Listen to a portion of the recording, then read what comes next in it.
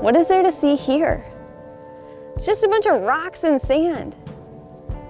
But I think even with that initial reaction of, it's just rocks and sand, Death Valley slowly, I think, creeps into everyone's heart. The extreme heat and aridity of Death Valley definitely give it a certain character.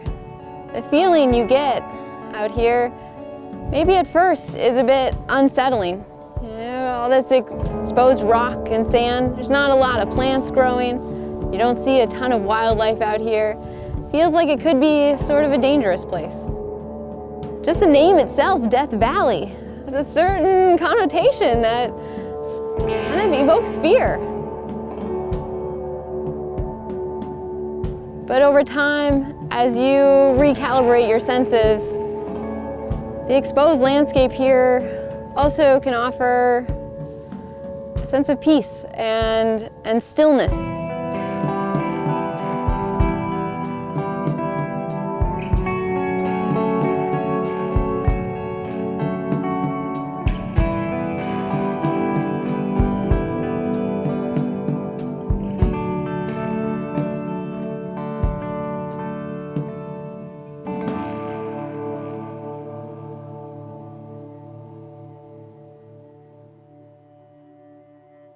I always think of Death Valley as the most extreme desert in North America. And for extremes, it's the hottest, driest, lowest spot around. The hottest temperatures recorded in the world, the driest spot in the country, less than 2 inches of rain. And then down at Badwater Basin, minus 282 feet, the lowest spot in North America. When you look at the topography around here, you look at the huge mountain ranges, 6,000 to 8,000 feet on one side, 8,000 to 11,000 feet on the western side, that kind of traps the heat in. We have this low basin, low elevation, extremely dry air. So as Death Valley heats up during the summer, as a high pressure system settles over the west, that hot air rises, cools, it's kind of trapped in the valley, and it circulates there and heats up day after day until we get these extreme temperatures, usually in June, in July or August.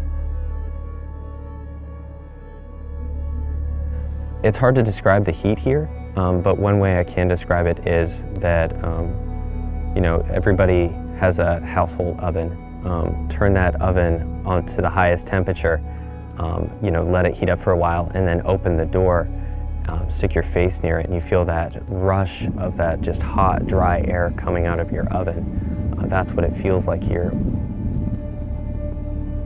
But a normal day in Death Valley, the wind is blowing, it's 120, 125 degrees, sometimes 130 degrees, and you have that forceful hot air blowing on you. Instantly evaporates the sweat that's coming off your body, instantly dries your clothes. You reach behind your ears and on your neck, and you wonder how all that crystallized salt got there, and that's you sweating without even realizing it. That's how hot Death Valley is in the summer. All of that combined makes it a very dangerous place.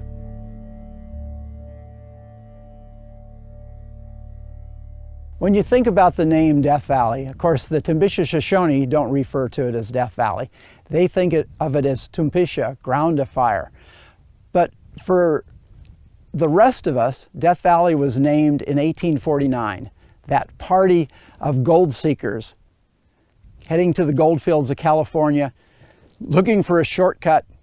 They passed through Death Valley in December, January, so it wasn't the heat of the year, but they got trapped in this basin. They didn't know where the water was.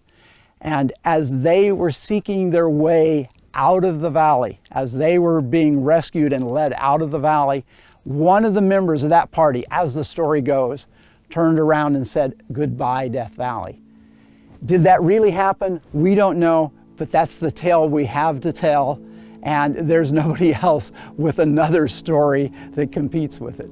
Well, the first word of our national park's name is death. So that's, I think, what immediately comes to mind. There's the death, there's the isolation factor here. People are actually surprised when they come to Death Valley to see more than just a flat salt pan that stretches out in either direction. They're amazed to see plants, they're amazed to see wildlife, they're amazed to see mountains. If you come in the spring, you'll see snow on those mountains.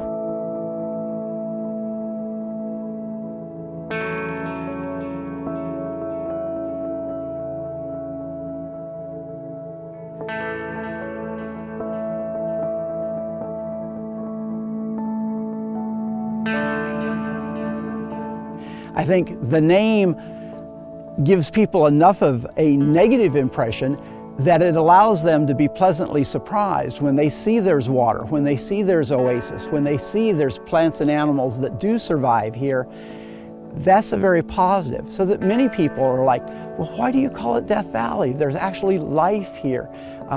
We recently had comments in the visitor center where people said it should be called a hiker's paradise. And of course, living here as long as I have, I do think it is a hiker's paradise.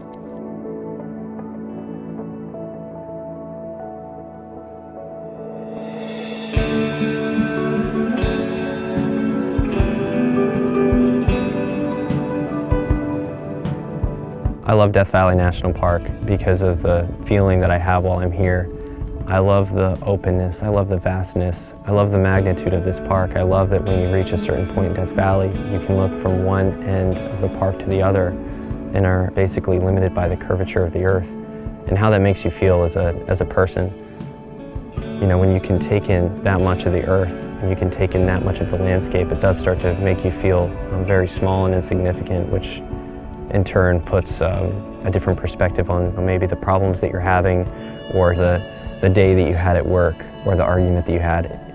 It's an absolutely incredible place for placing perspective on things.